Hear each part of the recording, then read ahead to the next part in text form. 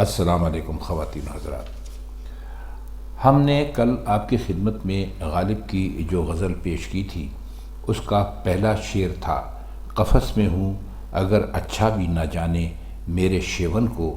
میرا ہونا برا کیا ہے نواسن جانے گلشن کو۔ چونکہ غزل طویل تھی تو ہم نے مناسب سمجھا کہ اس کو دو حصوں میں آپ کی خدمت میں پیش کریں، چنانچہ ہم آج اس کا دوسرا حصہ لے کر آپ کے سامنے آئے ہیں۔ جہاں سے ہم نے چھوڑا تھا اس سے اگلا شعر ہے، خوشی کیا کھیت پر میرے اگر 100 بار ابر آوے، سمجھتا ہوں کہ ڈھونڈے ہے ابھی سے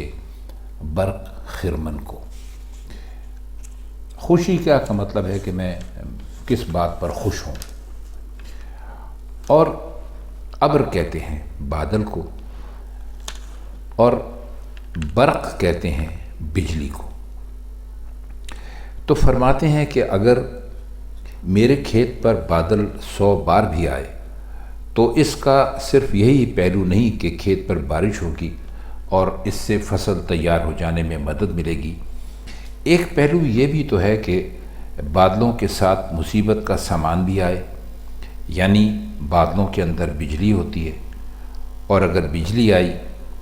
تو یقیناً وہ تلاش کر رہی ہے کہ کب موقع پائے اور میرے کھیت کی ساری فصل کو جلا کر رکھ دے۔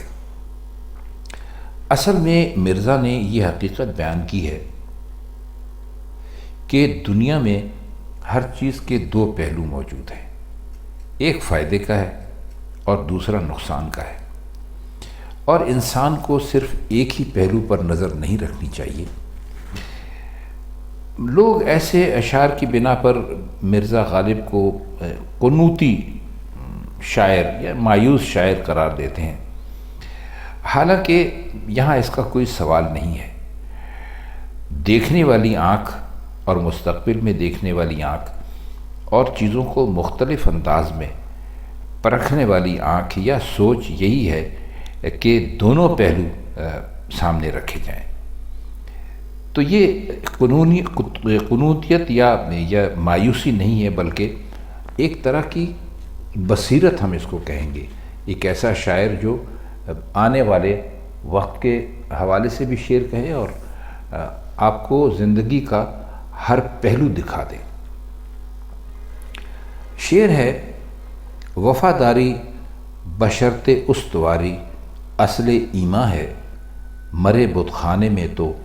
کعبے میں گاڑو برہمن کو۔ اس شعر میں آپ نے یہ تو شعر کئی مرتبہ سنا ہوگا، اس میں تو کوئی شک نہیں ہے، کیونکہ یہ بہت ہی مشہور شعر ہے اور یہ کئی مضامین میں بھی آپ پڑھ چکے ہوں گے۔ وفاداری تو آپ جانتے ہیں کہ کسی کا ساتھ ہر حال میں نبھانا کسی کے ساتھ، اور بشرط استواری یہ کہ بھئی اگر آپ کو حالات اور واقعات وفا کے دائرے میں رکھنے ہیں، اور گاڑو کا مطلب ہوتا ہے دفن کرنا۔ تو فرماتے ہیں کہ ایمان کی اصل اس کے سوا کچھ نہیں کہ وفاداری کے مسلک پر انسان برابر قائم رہے، استوار رہے یعنی مضبوط رہے یہاں تک کہ مر جائے۔ اگر برہمن اسی اصل ایمان کے پیش نظر بت خانے میں مر جائے تو اس قابل ہے کہ اس کو دفن کے لیے کعبے میں جگہ ملے۔ آپ کو بہت عجیب لگ رہا ہوگا، لیکن ہم آگے اس کے معنی کرتے ہیں تو شاید ہماری بات زیادہ واضح ہو جائے۔ ظاہر ہے کہ نہ برہمن کو دفن کیا جاتا ہے، آپ جانتے ہیں کہ ہندو دفن نہیں کرتے بلکہ جلاتے ہیں، اور نہ کعبہ جو ہے وہ قبرستان ہے کہ وہاں لوگ دفن ہوں، وہ تو اللہ کا گھر ہے، وہاں کوئی تدفین نہیں ہوتی۔ مقصد صرف یہ ہے کہ ایمان کی اصل یعنی اپنے عقیدے پر پوری وفاداری سے قائم رہنا، اس کی اہمیت اور عظمت نمایاں کی جائے، دکھائی جائے، اور جس فرد میں ایمان کی یہ اصل موجود ہو، اس کا تعلق کسی بھی مذہب سے ہو، وہ اس قابل ہے کہ اسے دنیا کے مقدس ترین مقام میں جگہ ملے۔ اچھا شعر ہے، انہوں نے صرف یعنی یہ بتانے کی کوشش کی ہے کہ بھائی آپ کا جو بھی عقیدہ ہے، اگر آپ اس عقیدے کے اوپر مضبوطی سے قائم ہیں تو آپ اس قابل ہیں کہ آپ کو بہت ہی مقدس سمجھا جائے آپ کے مرنے کے بعد۔ شعر ہے کہ شہادت تھی میری قسمت میں جو دی تھی یہ خو مجھ کو، جہاں تلوار کو دیکھا جھکا دیتا تھا گردن کو۔ خو کا مطلب ہم آپ کو بتلا چکے ہیں، عادت کو کہتے ہیں خو، اور شہادت آپ جانتے ہیں اللہ کے راستے میں جو لوگ اپنی جان دیتے ہیں ان کو شہید کہتے ہیں۔ تو فرماتے ہیں کہ میری قسمت میں شہادت لکھی تھی، لہٰذا اللہ تعالیٰ نے میری فطرت میں یہ چیز ڈال دی کہ جہاں تلوار کھینچی ہوئی دیکھتا تھا وہیں گردن جھکا دیتا تھا۔ جن لوگوں کے ارادے بہت بلند ہوتے ہیں ان کی فطرت ایسی ہوتی ہے، یعنی وہ خطرات سے نہیں ڈرتے بلکہ خطرات کا خیر مقدم کرتے ہیں، اور یہی حقیقت اس شعر میں واضح کی گئی ہے۔ دیکھیے شعراء اپنے آپ پر رکھ کر دنیا کی مثالیں دیتے ہیں، تو دراصل ان کا مقصد یہ نہیں ہوتا کہ وہ اپنے بارے ہی میں بات کر رہے ہیں، وہ صرف یہ بتا رہے ہیں کہ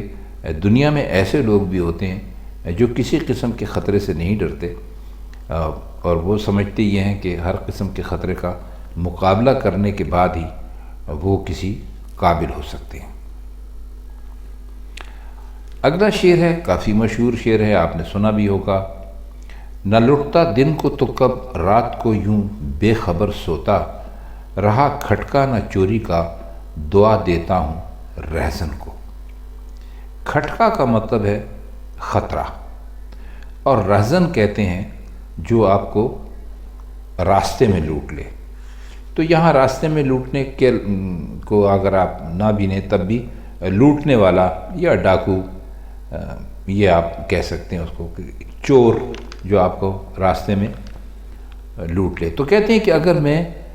دن کے وقت رہزن کے ہاتھوں نہ لوٹ جاتا تو جو کچھ میرے پاس تھا وہ چھین نہ لیا جاتا، تو رات کے وقت میرے لیے یوں آرام اور سکون سے سو جانے کی کون سی صورت تھی کہ سدھ بدھی نہ رہی۔ اور بے خبری کی یہ نیند اس لیے آئی کہ اب چوری کا کوئی خطرہ باقی نہیں، تو میں اس رہزن کو یا چور کو دعائیں دیتا ہوں کہ وہ دن کے وقت سب کچھ چھین کے لے گیا۔ کہتے یہ ہیں کہ دنیا کا ساز و سامان انسان کے لیے ایک طرح سے پریشانی کا باعث ہے۔ ظاہر ہے کہ آپ کے پاس جب کچھ ساز و سامان ہوتا ہے تو آپ کو اس کی طرف سے کوئی نہ کوئی خطرہ تو لگا رہتا ہے کہ بھائی میرے پاس یہ ٹیلی ویژن ہے، یہ چوری نہ ہو جائے، یا میرے پاس کار ہے یہ کوئی نہ لے جائے، یا میرے پاس پیسہ ہے، دولت ہے، زیور ہے، سونا ہے، کچھ بھی ہے۔ تو اس لیے وہ فرماتے یہ ہیں کہ جب میں تو اس آدمی کو، اس رہزن کو دعا دیتا ہوں کہ بھائی اس نے مجھے دن دہاڑے لوٹ لیا، اور اب میرے پاس فکر کرنے کی کوئی وجہ ہی نہیں ہے، ظاہر ہے میرے پاس کچھ ہے ہی نہیں، تو میں فکر کس بات کی کروں، لہٰذا میں اب راتوں کو بہت ہی اطمینان سے سوتا ہوں۔ شعر ہے کہ سخن کیا کہہ نہیں سکتے کہ جویا ہوں جواہر کے، جگر کیا ہم نہیں رکھتے کہ کھودے جا کے معدن کو۔ اب اس شعر میں آپ کو الفاظ جو مل رہے ہیں، معدن کہتے ہیں وہ جگہ جہاں سے کوئی معدنیات نکلتی ہوں، اور جویا کہتے ہیں شوقین کو۔ جواہر آپ جانتے ہیں جوہر کی جمع ہے، تو اس میں بھی کوئی خاص ایسے مشکل الفاظ نہیں ہیں۔ تو فرماتے یہ ہیں کہ میرے ساتھ، یعنی اپنا یہ کہتے ہیں کہ میرے ساتھ بھائی جو کلام کو جواہرات سے اور سخن گوئی کو انہوں نے کان کنی سے افضل اور برتر قرار دیا ہے۔ کہتے یہ ہیں کہ بھائی جو کلام ہے ہمارا